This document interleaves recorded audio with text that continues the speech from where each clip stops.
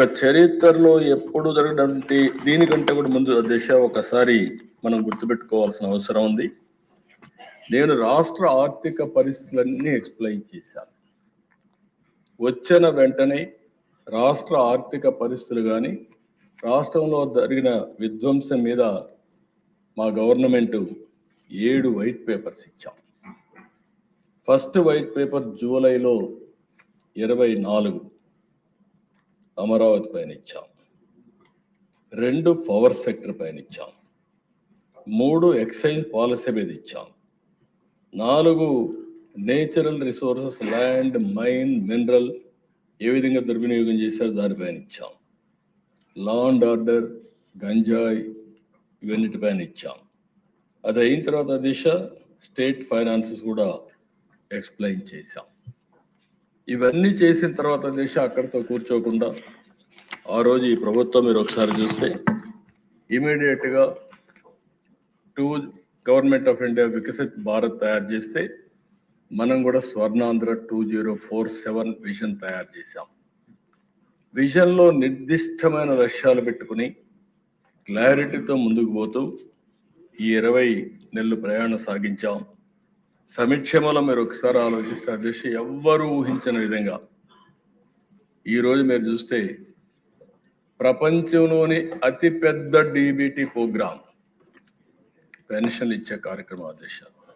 ఇప్పుడే పవన్ కళ్యాణ్ గారు చెప్పారు, మంచం మీద ఉండే వాళ్ళకి 15,000, సీరియస్ డిసీజెస్ ఉండే వాళ్ళకి 10,000, 4,000 మామూలు వాళ్ళకి, దివ్యాంగులకి 6,000, మొత్తం కలిసి ఎవ్రీ మంత్ దిశ 2,700 నుంచి 800 కోట్లు, సంవత్సరానికి దగ్గర 33,000 నుంచి 34,000 కోట్ల రూపాయలు ఇచ్చే ఏకైక ప్రభుత్వం భారతదేశంలో మన ప్రభుత్వం దిశ.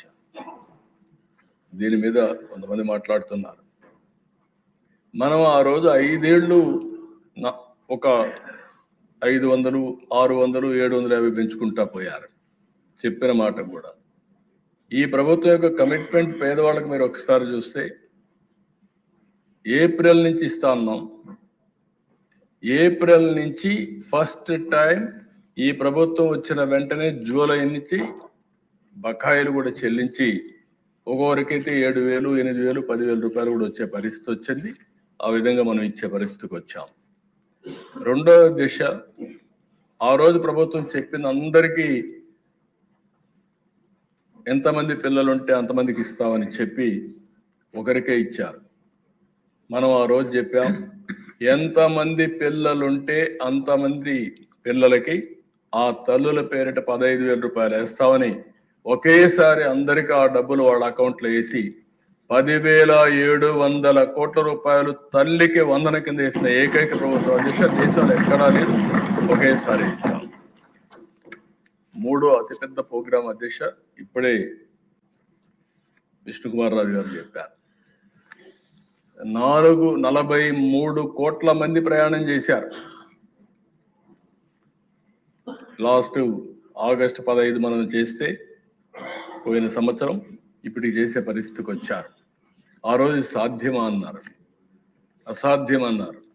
దీనికి కూడా దేశాన్ని మనస్ఫూర్తిగా ఆర్టీసీని కూడా అభినందిస్తున్నా.